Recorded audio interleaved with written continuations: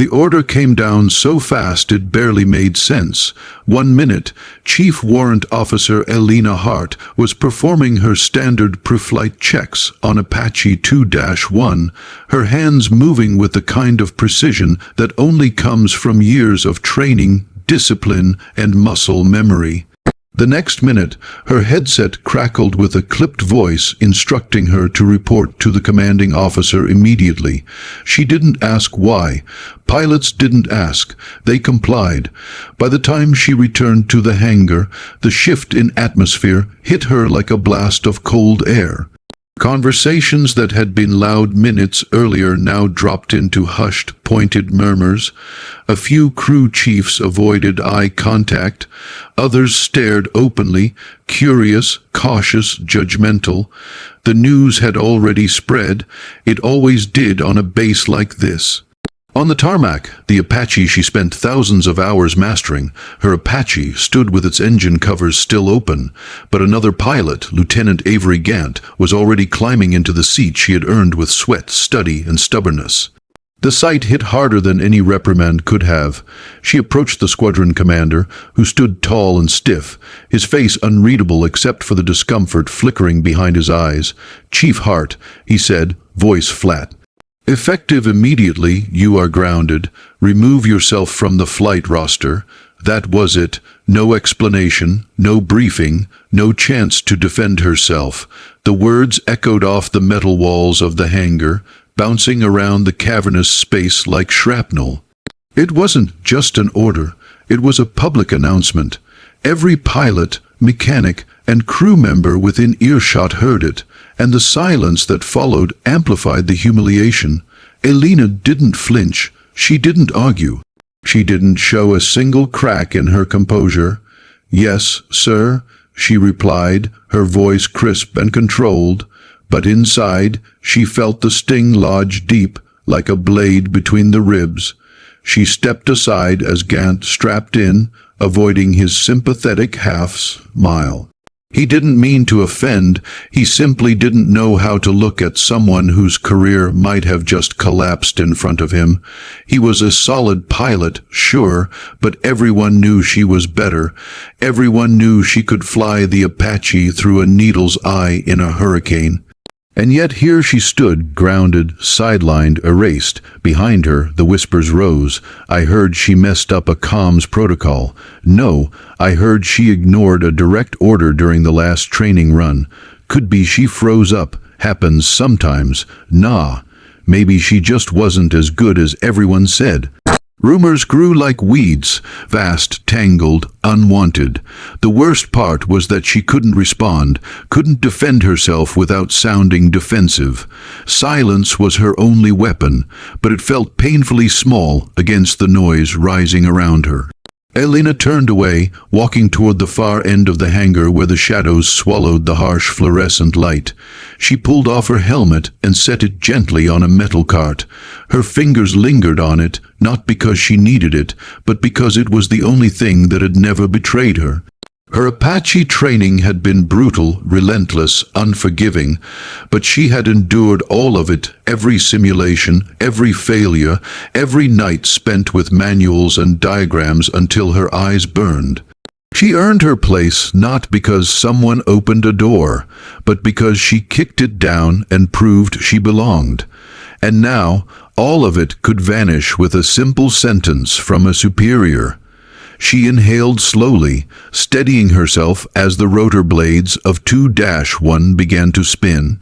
The hangar vibrated with the controlled violence of the machine she loved more than she would ever admit. Dust swirled, whipping around her boots, but she stayed still, quiet, unshaken. For a moment, she let herself feel everything she kept locked away: frustration, confusion, anger, and the sharp sting of betrayal. But only for a moment. Emotions had no place here. Instead, she straightened her shoulders, stepped away from the shadows, and walked toward the exit. If they wanted her grounded, fine, but she would not bow her head. She would not give them a story to twist. She would wait, she would observe, and she would endure as she always had. Because if she had learned anything in the cockpit of an Apache, it was this: storm's end. Truth doesn't hide forever, and hers was coming. The corridor outside the hangar always felt cold, even in the summer. Air conditioning hummed through metal ducts, creating a low mechanical drone that usually blended into the background. But today, every sound felt sharper, louder, more pointed, like the base itself was listening. Chief Warrant Officer Alina Hart walked down the long hallway of the operations building with her helmet tucked under one arm and her expression locked into a calm mask. It was the same mask she had worn in combat simulations, the same one she used when flying low over rough terrain, when a single mistake meant ending up as a report instead of a pilot. She didn't slow down. She didn't look at anyone. She didn't break posture, but she felt every stare. Her name was already crossed out on the mission board. A thick red line slashed across Hart, like a wound. It wasn't just an administrative update. It was a message. A warning, a symbol to everyone else that something had gone wrong, that she had gone wrong. Two officers leaned against a doorway, speaking in low voices as she passed. Their words weren't meant for her, but they didn't bother to hide them either. They pulled her mid-prep. That never happens unless it's serious. Yeah, but what she do, she's solid, always has been. Maybe not as solid as everyone thought.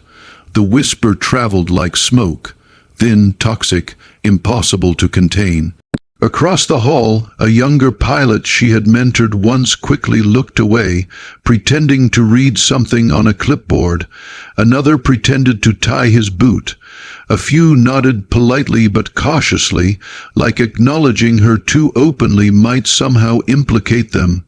That was the thing about rumors. They didn't need truth to thrive. They only needed space, and she had just given them a whole hallway of it.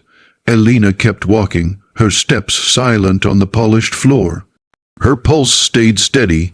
Years of discipline had taught her how to push emotions down until everything felt numb and mechanical, but deep inside, a knot tightened, not from shame, not yet from betrayal. She had flown more hours in an Apache than almost anyone in her squadron.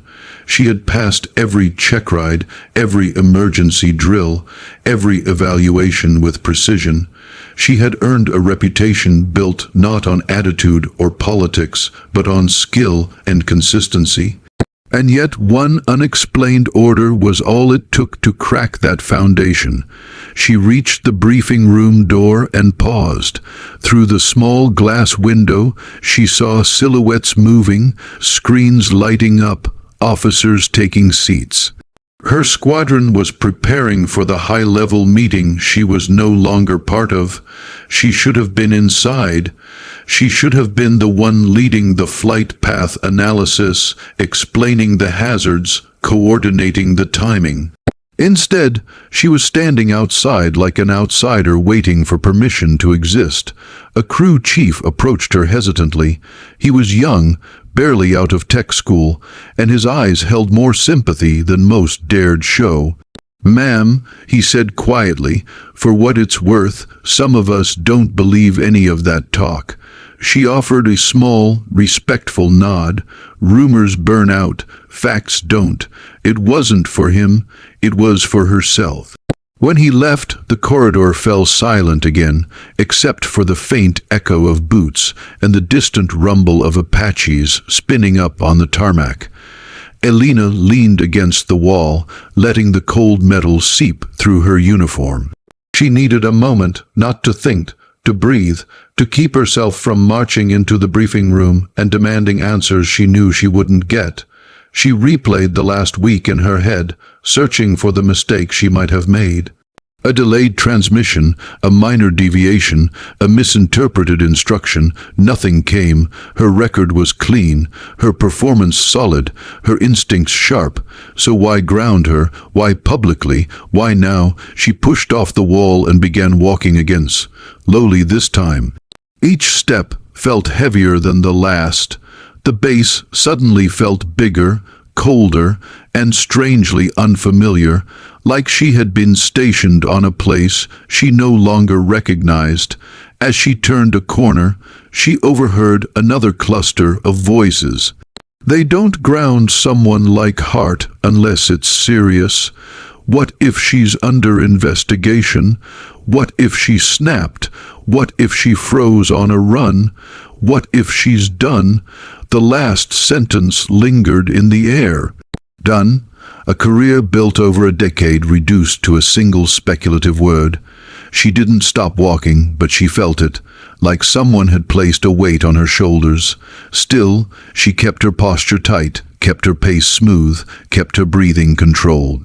Because silence was her shield, because reacting would only feed the fire, because she had learned long ago that sometimes the strongest thing a soldier can do is say nothing.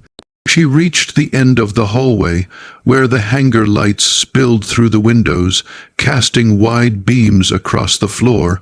For a moment, she stood there, watching dust drift in the golden light. She didn't know why they grounded her. She didn't know what rumor would spread next, but she did know one thing: whatever this was, whatever game was unfolding, it wouldn't stay hidden forever, and when the truth surfaced, and it always did, everyone spreading those whispers would remember exactly who she was. And who she wasn't. The briefing room felt unusually tense, even for a high-level meeting. Rows of pilots and officers sat shoulder to shoulder, their uniforms crisp, their faces serious. Large screens glowed with tactical maps and Apache flight schematics, bathing the room in cool blue light. The air carried a quiet static, the kind that comes just before something important happens. Chief Warrant Officer Alina Hart stood in the back, not part of the meeting, but close enough to listen. She didn't belong there, not today, not after being grounded, but no one had stopped her. Maybe they assumed she was waiting for paperwork, maybe they didn't care, or maybe they just didn't want to look at her. She kept her arms crossed behind her back, standing tall, expression unreadable. She didn't know why she was here. She didn't know why she was taken off the roster, and she definitely didn't know what the Admiral was doing flying in from Fleet Command for a surprise appearance. The door slammed open. The room snapped to attention. Admiral Rowan Hale entered. Silver hair, sharp jawline, presence carved from steel. He wasn't the type to raise his voice. He didn't need to. His authority walked in with him. He scanned the room slowly, expression carved from stone. "Where is the pilot who was grounded today?" he asked. Every head turned, every face shifted, every heartbeat in the room seemed to pause.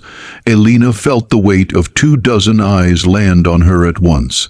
Some curious, some suspicious, some relieved it wasn't them.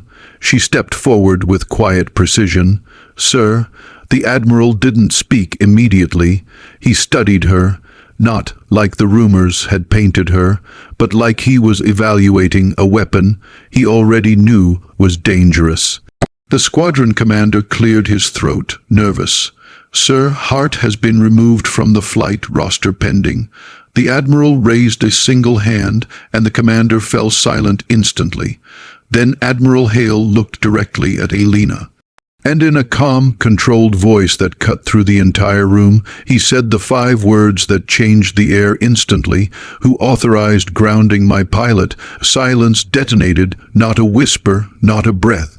Nothing. The words weren't a question. They were an accusation, a revelation, a line drawn in steel. Alina felt the shock ripple around her like a pressure wave. "My pilot." 2 small words that rewrote every rumor, every whisper, every assumption. Words that announced without apology that she was not just another pilot. She was his most important one. The commander swallowed hard. "Sir, the decision was made based on..." The Admiral's gaze sharpened. Based on what? Certainly not performance. His voice stayed calm, but the edges were razor sharp. I personally reviewed her last 6 months of flight data. I know her numbers better than any of you. A shift rippled through the room. Surprise, confusion, realization. The Admiral stepped forward, stopping within a few feet of Alina. Chief Hart is the only Apache pilot on this base who passed last month's Level 5 emergency response test. She is the only one certified for Operation Nightglass parameters. She is the only one with confirmed SIM recovery from triple system failure. His eyes flicked around the room. And she is the only one, he continued, voice like a blade, trusted to lead the mission you are all preparing for right now.